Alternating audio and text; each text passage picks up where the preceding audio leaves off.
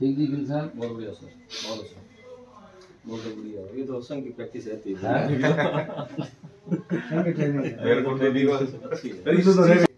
Post को घुमाना चाहिए, निकल जाना चाहिए। जब फंस गया तो रणनीति कहाँ रहेगी? तो रणनीति भी नहीं रहेगी। देखो जी, गाड़ी का पहिया घूमता रहे जब तो कीचड़ हो जाए, रेत की टीप बहुत चलती रहेगी।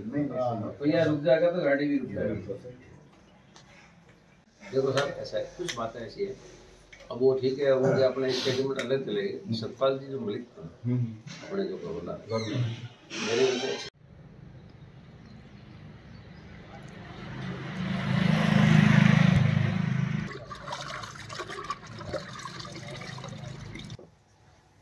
आज ये प्रेस वार्ता जो है अपनी, आने वाली 12 फरवरी 2024 को भाजपा किसान मोर्चा राष्ट्रीय स्तर पर एक कार्यक्रम कर रहा है, ग्राम परिक्रमा यात्रा, जिसका श्री गणेश शुभारंभ भारतीय जनता पार्टी के माननीय राष्ट्रीय अध्यक्ष जयप्रकाश जी नड्डा और किसान मोर्चा के राष्ट्रीय अध्यक्ष माननीय राजकुमार जी चार, सांसद फतेहपुर सीकरी, मुजफ्फरनगर, पश्चिमी उत्तर प्रदेश से करेंगे।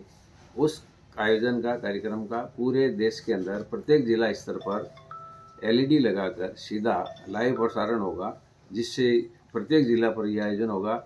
उसी के अंतर्गत आज हमारे किसान मोर्चा की ओर से पूरे हरियाणा प्रदेश के अंदर प्रत्येक जिले के अंदर जो है प्रेस वार्ता रखकर इस संबंध में जानकारी दी जा रही है। इस ग्राम परिक्रमा यात्रा के अंतर्गत प्रत्येक जिले के अंदर 1 महीना तक कार्यक्रम चलेंगे, जिसमें हम 5 ग्राम पंचायतों को इसमें लेंगे एक दिन के अंदर, और उसके अंदर किसान, मजदूर और अन्य जितने भी पूर्व सैनिक है, शिक्षा के क्षेत्र में अग्रणी रहे हुए शिक्षाविद है, प्रबुद्धजन है, अलग अलग संस्थाएं हैं, सामाजिक संगठन है, धार्मिक स्थल है, उन सब के वहाँ संपर्क साधेंगे, उन सब का साथ में संवाद करेंगे। और ये 12 मार्च 2024 तक कार्यक्रम निरंतर चलेगा। जो है किसानों से संपर्क किया जाएगा, चाहे कृषि यंत्रों का पूजन है, चाहे गौ माता का पूजन है, ये भी इसके अंदर सम्मिलित रहेगा। ये आप हरियाणा में हिसार लोकसभा में कहाँ से इसकी शुरुआत करोगे? ये मिर्चपुर से जो है हमने कल की है, उचाना में किया है, मिर्चपुर में किया है, और उचाना खुर्द से अलग जो है काकड़ूद के अंदर किया है, और दिल्लो वाला जो है वहाँ भी किया। ये कल जींद में कहाँ होगा? हाँ जी, कल जींद, ये जींद के गांव रायचंद वाला से जो है इसका आगाज किया जाएगा। और जो है हिसार में जो है मैंने बताया, कल से इसका जो है हमने आगाज कर दिया है। जो कार्यक्रम है 12 तारीख का जो LED के माध्यम से होगा, उसको जो है मिर्चपुर गांव से जिला हिसार में स्टार्ट किया जाएगा, आरंभ होगा। क्या मैसेज दिखाया जाएगा LED में? क्या दिखाया जा रहा है उसमें LED में जो दिखाएंगे आप? उसके अंदर जो है माननीय JP नड्डा जी जो है अध्यक्ष जी, एवं जो है राजकुमार चाहर जी हमारे जो माननीय अध्यक्ष जी हैं, वो जो है सीधा संवाद करेंगे, जिसके माध्यम से वो जो है किसानों से जो है जुड़ने का और उनसे जो है बातचीत करने का ऐसा रहेगा, ऐसी योजना। यात्रा का मुख्य उद्देश्य क्या है? यात्रा का मुख्य उद्देश्य ये है कि ग्राम स्तर पर प्रत्येक वर्ग से ये यात्रा सर्वव्यापी, सर्वस्पर्शी हो, इसका प्रयास किया जाएगा।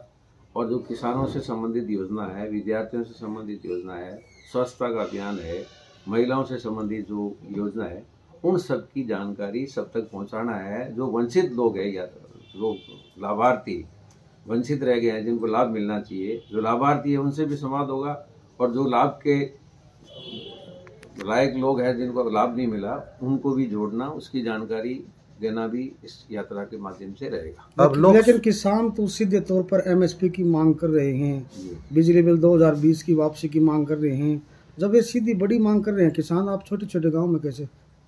देखिए, किसान एक क्षेत्र, एक गांव, एक तहसील तक सीमित नहीं है, किसान सर्वत्र है। और किसानों की बहुत सारी मांगें हैं जिस पे सरकार काम कर रही है। सरकार ने काम किया है, राज्य सरकार भी कर रही है, केंद्र सरकार भी कर रही है। और भी जो किसानों की किसान कल्याणकारी योजना है, जैसे नैनो यूरिया का प्रचलन हुआ है, ड्रोन दीदी बनाने का जो 15,000 ड्रोन देके गाँव के अंदर किसानों को आज जो दवाई छिड़कते हैं, कई बार उसका असर जो जहर का छिड़कने वाले को हो जाता है, उसका फ़ायदा मिलेगा। समय लगता है, उसका फ़ायदा मिलेगा। इसके साथ साथ ही लखपति दीदी स्वयं सहायता समूह के माध्यम से महिलाओं को आर्थिक तौर से जो है सक्षम बनाने के लिए ये योजना भी चल रही है। ऐसे अनेकों अनेक जो केंद्र सरकार की जो योजना है, राज्य सरकार की जो योजना है, उनको जन जन तक पहुँचे, उसके लिए जागरूकता अभियान भी एक तरह से हमारी जो ग्राम परिक्रमा यात्रा है उसके अंदर उद्देश्य है। किसान तो सरकार से नाराज है, अभी दिल्ली कूच करने जा रहा है पूरे देश भर का किसान।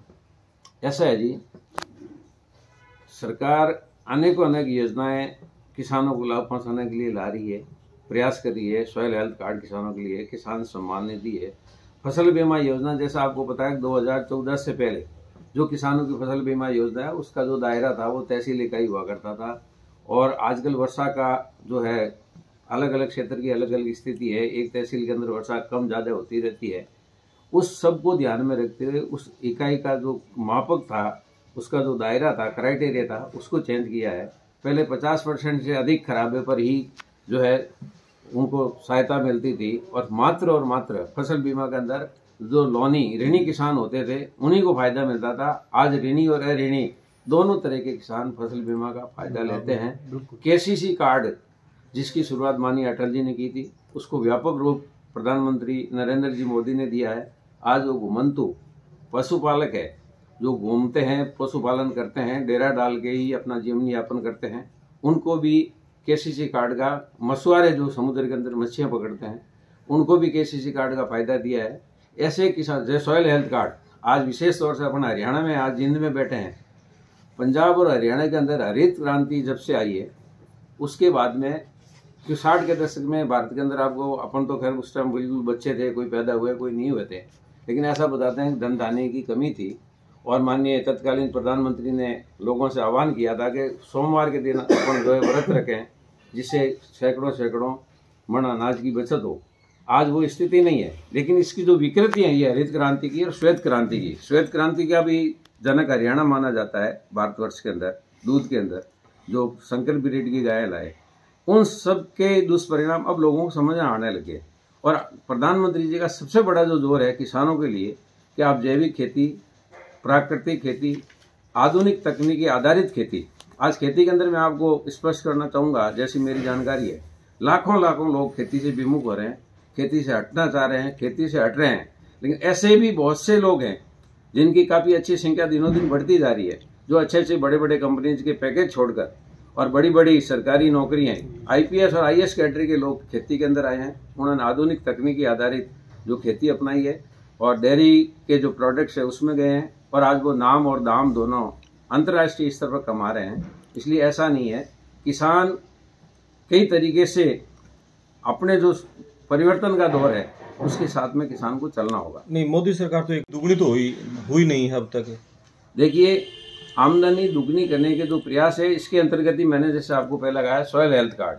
सॉइल हेल्थ कार्ड से किसान अपनी वर्तमान स्थिति, खेती की उर्वरा शक्ति जो है उसको, फर्टिलिटी को जांच सके, पानी का मापक है उसको जांच सके। उसके साथ साथ में जैसा मैंने आपको कहा कि आज जो आदमी पहले 100 बीघा में खेती करता था, अगर वो 10 बीघा में आधुनिक तकनीकी आधारित खेती करेगा तो 100 बीघा खेती से भी ज़्यादा उसके अंदर वो लाभ कमा सकता है।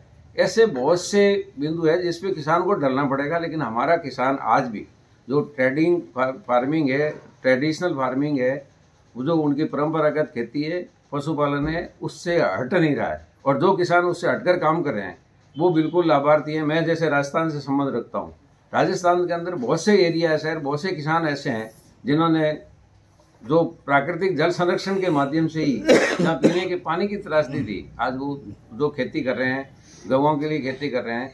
ऐसे जो भारत सरकार के उपक्रम है, काजरी है, आफरी है, कृषि अनुसंधान के कई अन्य जो केंद्र है, उनके माध्यम से किसान जुड़े, उनकी जानकारी ले। किसान भी अपना आप एक बहुत बड़ा वैज्ञानिक है, लेकिन किसान को जो यांत्रिक जानकारी है वो साइंटिस्ट है, एग्रीकल्चर के, कृषि के वैज्ञानिक है, उनसे लेनी होगी, उनके साथ में उनको तालमेल बैठाना होगा।